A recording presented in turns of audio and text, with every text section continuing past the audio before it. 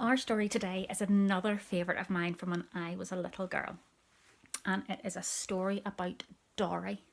Now, Dorrie is a witch, and this one is called Dorrie and the Witch's Spell. And this is written by a lady called Patricia Coombs. Okay.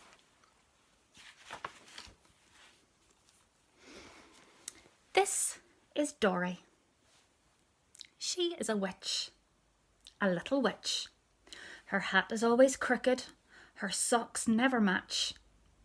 The big witch is her mother, and Gink is her very own black cat. One Monday, Cook was away, and Dorrie was trying to think of something to do when the big witch said, "I need someone to help me at the library bazaar and tea today. Do you think you and Gink could help?" Now, if you've been in my class before, you'll know what a bazaar is because we had a story about Mrs. Pepperpot going to a bazaar. And a bazaar is like a sale or a fair where you would go and buy maybe books and bric-a-brac and nice cakes and things. "Oh yes," said Dorrie, "I would like that." Dorrie ran and got her cloak and put it on, and Gink went with her. The big witch tied a sack of things for the sale to the broomstick. Dorrie and Gink climbed on the broomstick behind the big witch, and they flew off into the air. Over the houses and trees they went, over the marsh and the pond towards the town. They landed in front of the library, right beside a big sign that said, "Bazaar and tea today." There it is up there. A wizard named Wink was just landing too. They said, "How do you do?" and went inside. Dorrie helped the big witch put everything out on a long table. There were plates and vases and plants and bats and balloons and boxes of toads. There were mittens and scarves and skates and hats and ladles and lace. Lots of exciting things there. In another room, there was a big sign that read, "Tea party in here." All the books that began with "w" were in there. Most of them were wicked or witches or wizards or worse. "I like selling things," said Dorrie. "And the library will soon have enough money to buy a new glue cauldron," said the big witch, "and another broomstick holder for the hall." Suddenly, Wink the wizard jumped up beside Dorrie. "Psst," he whispered to her. "I have something special for you to sell. It is the strongest magic I ever thought up." Wink the wizard reached up his sleeve and pulled out a little jar. He put it down beside Dorrie, and before she could ask what sort of magic it was, Wink the wizard disappeared into the crowd. Dinger and Squig came. Dorrie showed Dinger an alarm clock. "Oh, I love alarm clocks," shouted Dinger. "I will buy it. Now I have 73 alarm clocks." Dinger was so happy that he danced around to the ringing of the alarm clock. Squig chased Dinger round the room, waving his umbrella at him until Dinger turned the clock off. Miss Dorp bought a whole box of scarves and gloves and beads and bracelets and bangles. Squig came back and got a pair of yellow earmuffs to wear in case Dinger started ringing his alarm clock again. Then he brought 1, 2, 3 umbrellas. Mr. Orbs came by to get new violin strings and a pair of red mittens. Crowds of witches Dorrie had never seen before came and went, muttering and mumbling and fiddling over all the things on the table. Wizards hurried round with bags and boxes of things they had brought. Dorrie was very, very busy. The big witch was very, very busy. Soon, nearly everything was gone. The big witch sat down and sighed, "My goodness, I am tired, and I think I'm getting a headache. Dorrie, bring me a cup of tea, and I will take my headache powder." There's the big witch looking very tired. "All right, Mother," said Dorrie. She skipped past the chattering witches and wizards into the tea party room, and Gink went with her, hiding behind my thumb. Mr. Orbs was pouring tea and wearing his new red mittens. "Your mittens look very nice, Mr. Orbs," said Dorrie. "May I please have a cup of tea for Mother?" Mr. Orbs poured a cup of tea. Dorrie carried it very carefully back across the room to the big witch. "Thank you," said the big witch. "Now, if I can just find my headache powder. The jar was right here a minute ago." Dorrie and the big witch looked all around. "Oh my," said Dorrie. "Maybe I sold it." Said the big witch. "No, here it is." The big witch put the powder into her tea and slowly drank it. Dorrie sold 2 jars of thistle jam, a blue plate and a speckled bat. She helped a nice fat witch who could not see very well to find a pair of glasses. They were sunglasses, but the witch loved them. Dorrie turned round to show the big witch how many things she had sold. Nearly everything was gone. But so was the big witch. "Mother," said Dorrie. She looked all around. She looked under the table. The big witch wasn't there. "I wonder what happened to Mother, Gink," said Dorrie. Gink blinked and meowed. Some funny-looking witches came over to Dorrie. "Psst," said one. "We heard that Wizard Wink left a spell for sale here. We will buy it." "Oh," said Dorrie, "I forgot all about that. It's around here somewhere." She found the little jar behind a broken teapot and gave it to the witches. They began to fight and screech over it. One of them snatched it and the top flew off and the powder scattered all over them. One witch stuck out her tongue and tasted the powder.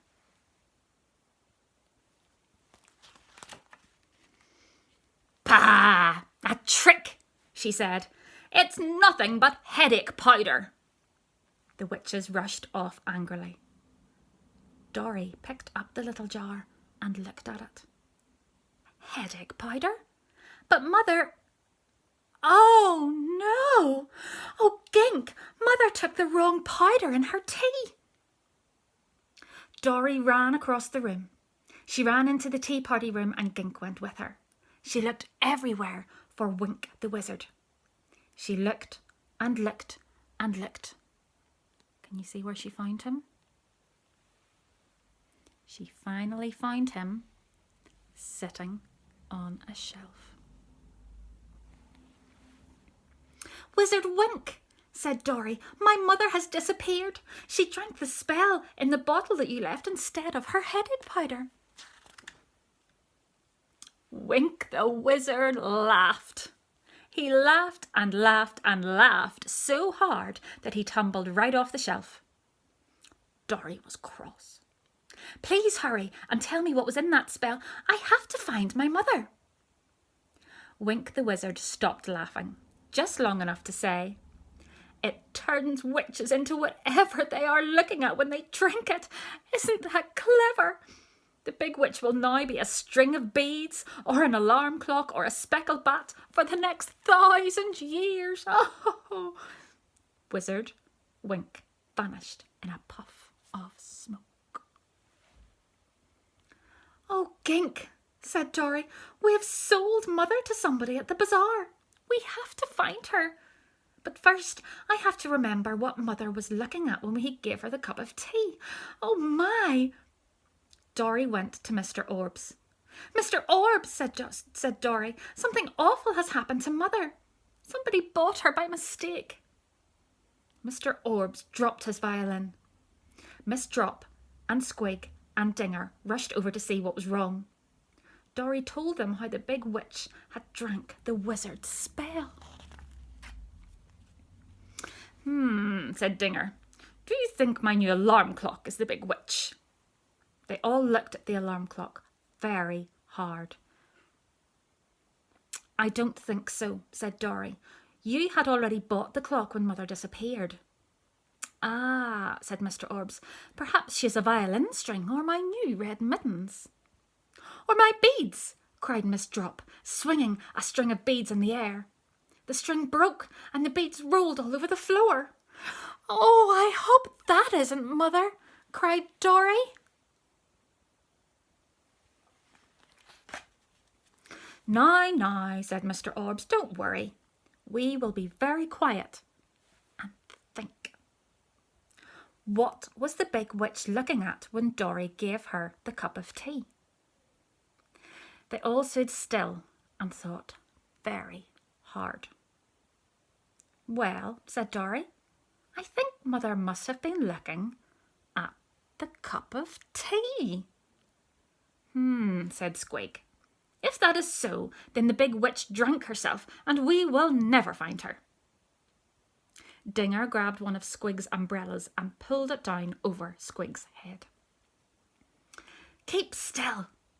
It isn't the tea, it is the cup we must find. Of course, they all said at once. It was a white cup with a ring of pink bats round it, said Dorrie. They rushed off to find the cup. They looked at the teacups the witches and wizards were holding. They looked and looked and looked. Suddenly, they saw it. The nice fat witch in the sunglasses had it in her hand. When the witch saw them running towards her, she gave a shriek and leapt into the air. The cup sailed out of her hands. Dorrie made a big jump into the air. She got the cup just before it could smash on the floor. You, said Dorrie. Oh, I'm glad I caught it. Dorrie held the cup very carefully in her hands and sat down. Mr. Orbs got the witch another cup of tea. They all said they were very sorry that they had scared her. The fat witch in sunglasses sat down beside Dorrie. What is so special about that cup, my dear? She said. It's not just a cup, said Dorrie. It's my mother. Wink the wizard played a cruel trick. The witch in sunglasses looked at Dorrie and Mr. Orbs and Squig and Dinger and Miss Dorp. I know a secret, she said. I know a secret about Wink the wizard that nobody else knows. I know because my cousin has a friend who has an uncle who has a niece who used to be Wink's cook. Tell me, my dear, can you make fudge? Dorrie shook her head. I'm not allowed to use the stove and cook is away. The fat witch got up. I will help you. Wink the wizard cannot resist fudge. Oh, said Dorrie, I hope it will work. They all hurried outside to get their broomsticks. Dorrie and Gink went with the fat witch and everyone flew away to Dorrie's house. Dorrie put on an apron. She got out pots and pans and sugar and milk and butter and chocolate. Dorrie and the fat witch mixed up a big, big, big pot of fudge. Squig opened the door so that the smell of fudge would float skyward.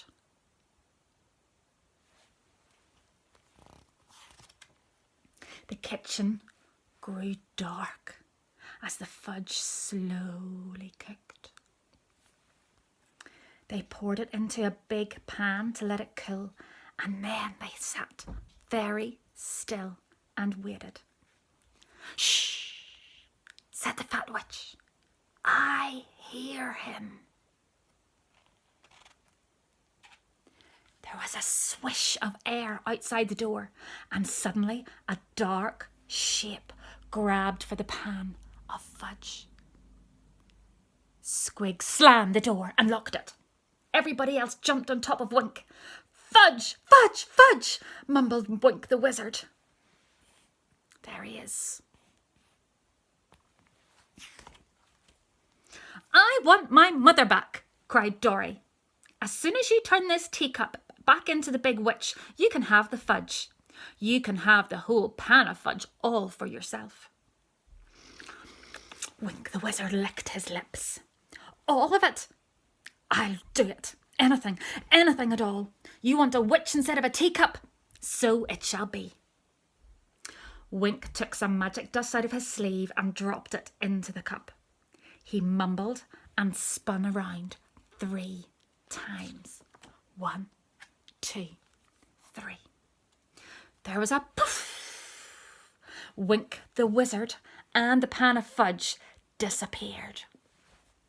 And there stood the big witch with a big smile and her arms around Dorrie.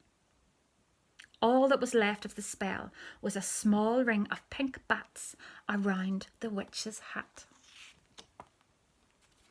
"I'm so glad you're home," said Dorrie.